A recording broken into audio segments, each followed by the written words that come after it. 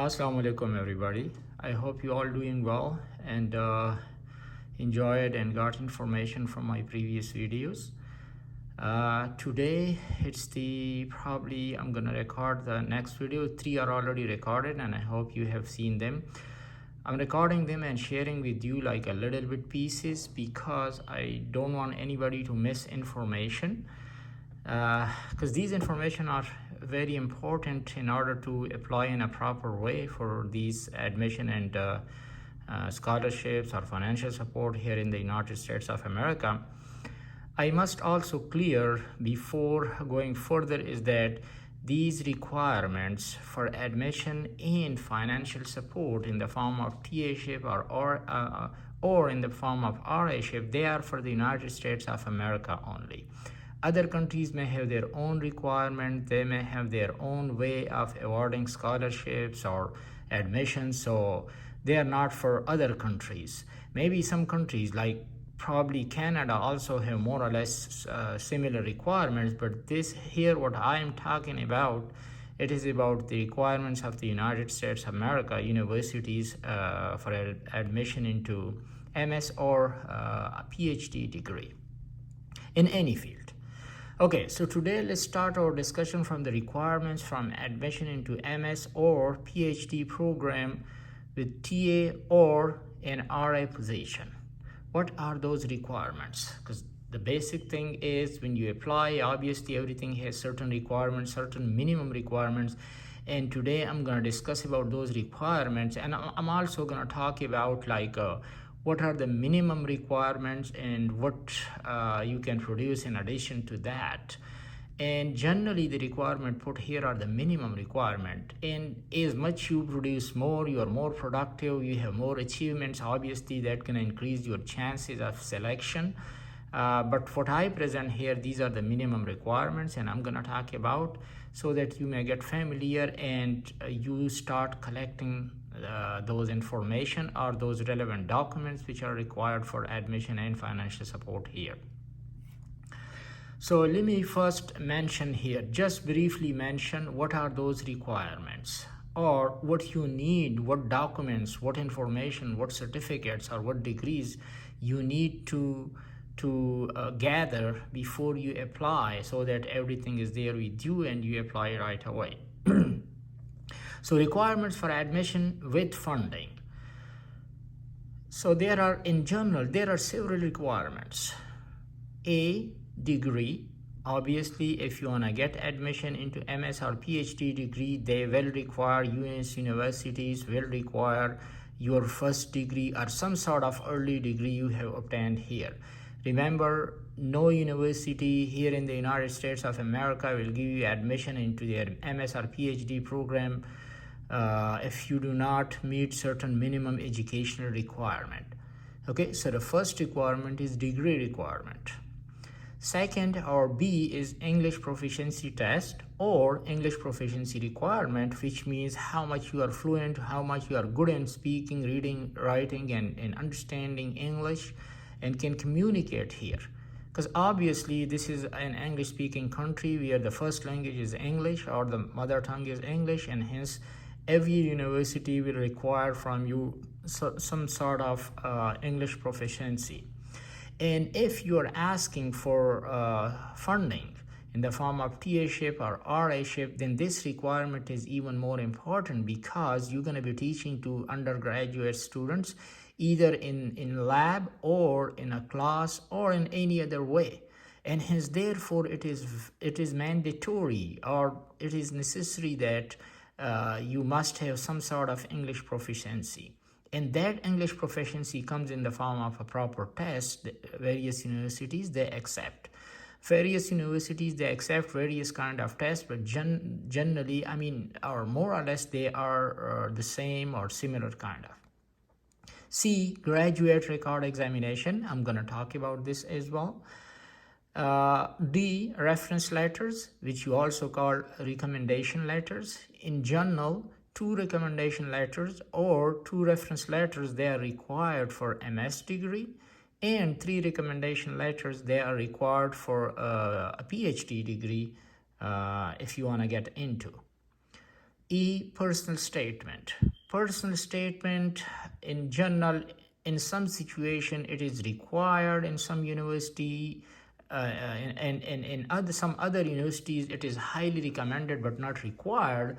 But most of the university will ask some sort of personal statement. What this personal statement is, as I mentioned, we're going to discuss each of these steps in detail. So therefore, wait for that stage. When we reach to that stage, I'm going to discuss and I'm going to be talking about in detail about this. F, online application. Obviously, we have to fill an application form. In the past, all applications, I mean, when there was no online system, or it was not that strong, so you used to apply manually, download an application form in a printed form and fill the form and send it manually. But these days every university has online application system. You don't have to be worried about any manual form. You just fill an online application. G, application processing fee. Every university has a little bit of application processing fee, and that fee is basically like, since graduate school or graduate admissions office, they will process your application, they will spend some time, they will spend some effort over there, and hence they charge some fee. Their fee is not too big. I mean, it varies from university to university. Generally it varies from $30 up to $80 or $90. Okay, so it depends upon the university. So let's go and start talking about these requirements, or these documents you need to collect for your admission and funding. Let's discuss them one by one in detail, okay? Number one, degree requirements. A 4 years BS degree is required, or a 2 years BSc and a 2 years MS or MSc, not MS, MSc degree in the old system in Pakistan. That is required. Now, first of all, let me make it clear here. MS or MPhil is not a mandatory requirement, not a necessary or compulsory requirement for admission in financial support into MS degree or PhD degree here in the United States of America. The basic requirement, the minimum requirement, is either 4 years BS degree, or on the old system in Pakistan, on the old scale, it is 2 years BSc plus 2 years MSc, a total of 4 years. In the past, I mean, there was a system in Pakistan. I'm not sure if the same system is still there, valid there or not, but there was 2 years BSc and 2 years MSc degree, making a total of 4 years. Currently, probably in most universities over there, it's just a 4 years BS degree. Anyway, 4 years of a degree or degrees, 4 years of education beyond your high school, beyond high school education. And by high school, I mean, here in America, it is called high school, but probably in Pakistan, it's the FSC level or HSSC level. So, 4 years degree after FSC or HSSC level in Pakistan, and 12 years of education basically. So after your 12 years of education, basically you need to have 4 years of further education, a degree, whether that's just a single BS degree of 4 years or 2 years BSc and 2 years MSc degree. Either way is fine, but it must be 4 years. If the number of years you have spent in a degree after your 12 years education or after your FSc or HSSC, if it is less than 4 years, you are not fulfilling the requirements, and hence you cannot apply. You are not eligible to apply. Okay, so keep this in mind. Or equivalent. What does an or equivalent mean? Maybe in some universities there is not, the title of the degree is not a BS degree or BSc or MSc. It could be something else, like say Bachelor of Engineering or Bachelor of say business or something else. All right. So that's totally fine as far as that's a 4 years degree, a total of 4 years education after FSc or HSSC. So that is totally fine. Okay, degree requirements are the same for MS or PhD degree. So if you are whether you are applying for a MS degree or PhD degree, here the degree requirement is the same. In either case, you must present 4 years BS degree or 2 years BSc, 2 years MSc degree. The reason being, an MS degree, which is Master of Science, or PhD, Doctor of Philosophy degree, they are graduate degrees. They are not undergrad degrees, they are graduate degrees. And hence, in order to pursue a graduate degree, you must complete an undergrad degree, and that is your BS degree.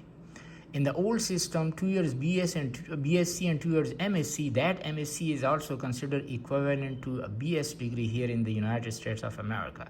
For example, somebody has obtained, after the FSc, somebody has obtained a BSc degree, 2 years BSc degree, and then 2 years MSc degree. So the name of that degree is MSc, but that is basically equivalent to a BS degree here in the United States of America, because that comes after 4 years education. After 4 years education beyond the FSc, so therefore that's an undergrad degree. So for both MS degree and PhD degree, you require a 4 years BS degree. That's a requirement.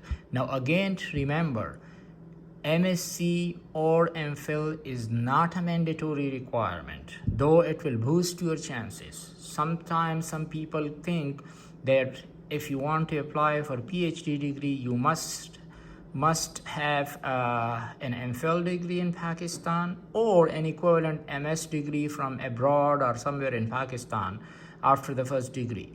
Remember, that's not a requirement. That's not something mandatory. You can apply with your 4 years BS degree or equivalent. You can apply for MS degree, or you can apply for a PhD degree here in the United States of America.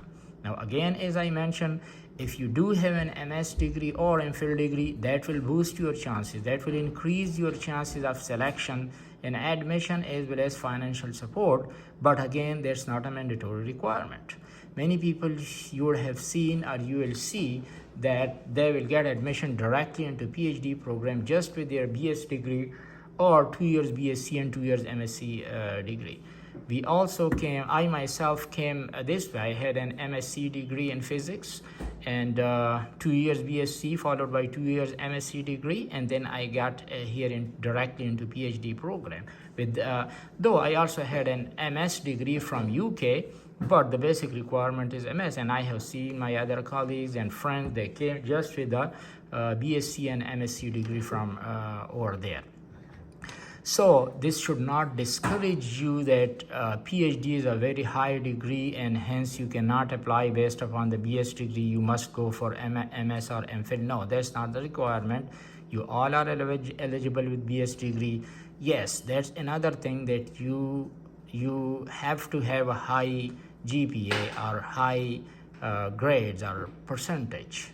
All right, as high your GPA is or your percent marks are, that much more chances of selection. And now the question is, what GPA or equivalent is required for admission here in the MS and PhD degree programs? Obviously, the requirement for PhD is a little bit higher than MS degree in several universities, but in several other universities it's more or less the same. But I mean, as a matter of like common sense, higher is your GPA, more chances of selection. But it's not just your degree or your GPA which is considered. Now, most of the universities, they will require a GPA of 3.0 on a scale of 4.0, all right, or equivalent. Now, if your GPA is less than 3.0, some universities, they have strict requirements of 3.0, at least 3.0 GPA, all right? They will not accept anything below 3.0 or 3.0. However, there are some universities where the GPA is a little bit flexible. They can also come down to a 2.7 GPA. So in that situation, you could get an admission with 2.7 or above GPA, but in that case, they will also strongly look at your TOEFL, like English proficiency, and GRE scores in that situation, because they will look your basic ability, your basic strengths. Okay, so 3.0 GPA, all, and I'm very positive many of you have your GPA 3.0 or above. Remember, I'm talking 3.0 GPA from the science and mathematics, like STEM, and science, technology, engineering, and mathematics point of view. Their GPA is 3.0. For in other fields like sociology and political science, in those fields like social sciences or humanities or what you call arts, or their GPA requirement is low. It may not be 3.0. 3.0, I'm talking about the science, mathematics, engineering, and technology, all those fields. All right, so keep this in mind. All right, I hope this is clear now, and most of you who have contacted me for admission purposes, basically you fulfill this requirement because you already got your first degree. If you have not obtained your first degree, please wait for that.